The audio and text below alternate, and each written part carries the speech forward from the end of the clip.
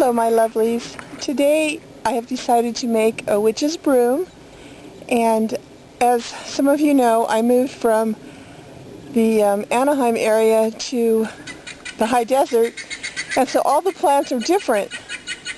And though I admire Jacqueline Dubois' feast of botanicals that she made her broom with, I'm limited out here to what I have. And what I do have quite a lot of is creosote bushes. And this is what creosote looks like. So I'm hoping that will make a lovely broom. And that's about all. We have eucalyptus. I suppose I could put that in there too.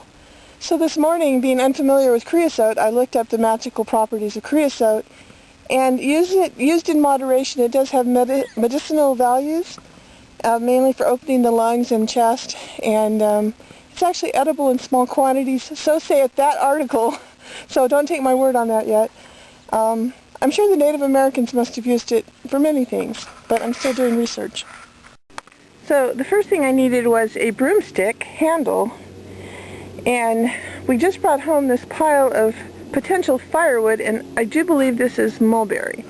Those trees over there in my neighbor's yard, those are fruitless mulberry. So, and this looks very similar. So this is going to be my broomstick. I used an axe to take off the branch nubs, and I cut off about a foot off the end, which was a big, like this part here. And so now it's much lighter because, you know, once I use this for sweeping, I don't want it to weigh a ton. And, you know, I went ahead and used my pendulum. If you're unfamiliar with pendulums, this is actually an ankh that is my pendant. And in a pinch, for a pendulum, you can use like a ring on a string or a pendant or, you know, anything that's going to swing freely. Pardon me. And so I just would hold it over the broomstick and I would say, "Do you want to be a witch's broom?"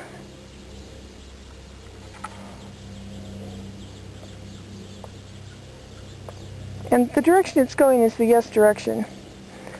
For me. Not everybody has the same direction, so most people up and down is yes, back and forth is no. Here, I'll just swing it. That would be back and forth. And the circle, depending on your belief system, usually means maybe, or we're not telling you yet, or, you know, you need to clarify your question or something. So, you know, I did get a yes on this for use as a broomstick, a witch's broom, to sweep the circle. And so, I know she used raffia, and I do have some. I don't know where it is. I'm probably just going to use twine. We just moved here, so I don't know where a lot of things are.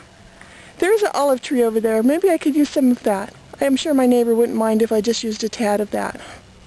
Now, as you know, witches are big on cleansing, and there are a lot of ways you can cleanse things, and this is a magnet, and it came out of a kid's book. But what I do with this magnet is I drag it all over the property, because there's tons of rusty nails and wires and staples and screws and a drill bit and, well, I just don't know what all. And so one of my first tasks in getting this area ready is to cleanse it. And so every time I know I'm going to be walking from the front to the back or side to side on the property, I take my magnet with me and I walk it around, and I always come back with a whole bunch of these and I put them in a can. And I can't imagine the mentality of people that just throw things like that into the desert, but judging by how many there are, a lot of people do that. So for the task of today, I've borrowed a compass so I can figure out where to put altars in the 4 directions.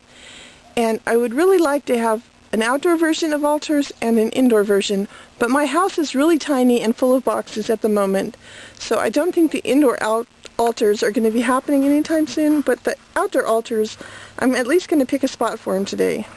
So here I have some olive leaves, and of course those have many magical properties. Peace being one of them, because of the olive branch is a symbol of, you know, Noah's Ark when they found an olive branch, or if you want to make peace with someone, you offer them an olive branch. Now I'm going to go to the house, and outside the door of the house are 2 different kinds of eucalyptus trees. I do really want to honor the birds and animals around here, and I've noticed a lot of doves have just arrived, and they're nesting in some of the trees. I'm really enjoying the arrival of spring. It's my first spring here.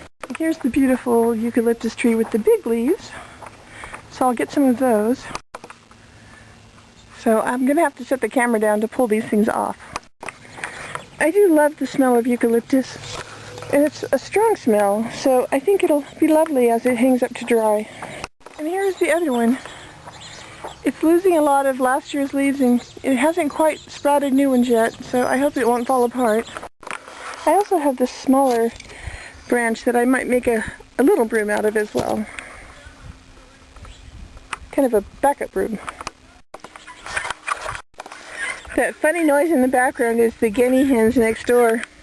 I can't control when they are going to start making noise, so I just have to work with it.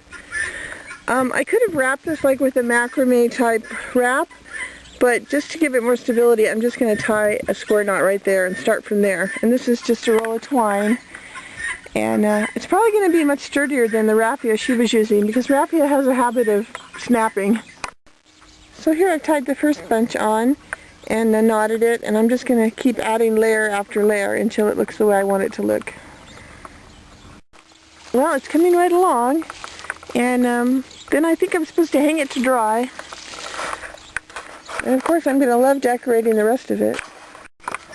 There we go. That's just lovely. I love the little berries on the eucalyptus, and the way the creosote makes such a nice bristle.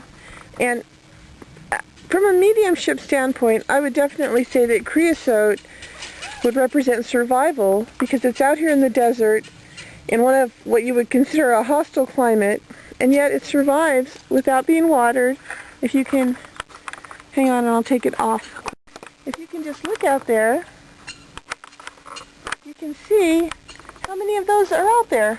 And I don't water them. They just, I figured if they're surviving in the desert, they don't need water until it rains like it's supposed to. Spring's coming. It'll get lots of rain. So that's my take on creosote. And here is the basics of the broom. And what I'm going to do now is tie it more towards the end, so, it isn't so wibbly-wobbly. Right now I think it would just fall apart if I didn't reinforce it. So I'm going to do that, and then eventually I'm going to put a hanger on that end so I can hang it up to dry. Now I'm wrapping it as tight as I can, because it's going to shrink when it dries. Okay, I put a loop right here. Can you see it? And the end goes through the loop, and then you pull it through, 4 or 5 rows of wrapping to secure it.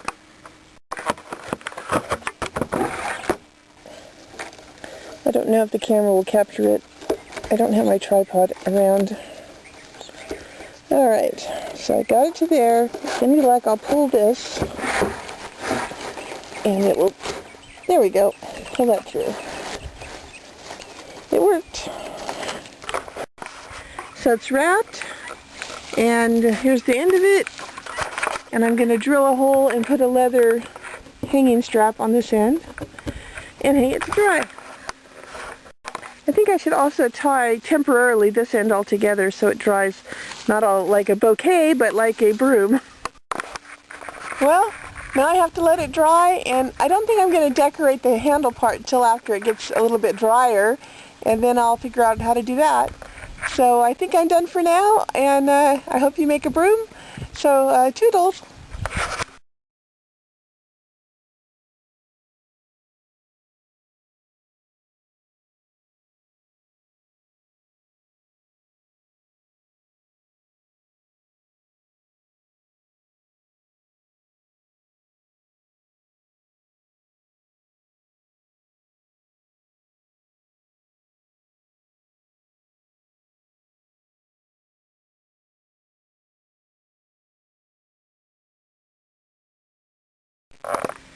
Just the other day, I thought the Joshua trees were starting to bloom, and I looked it up on Wikipedia, and it said they bloom from February to May or something.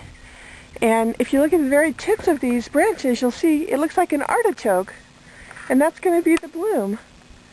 And Joshua trees are in the yucca family, so that's why they have those spiny leaves. And I just found out the Native Americans used to make sandals out of the leaves of yuccas. So I have made a basket out of yucca leaves, so I can't wait to try that too.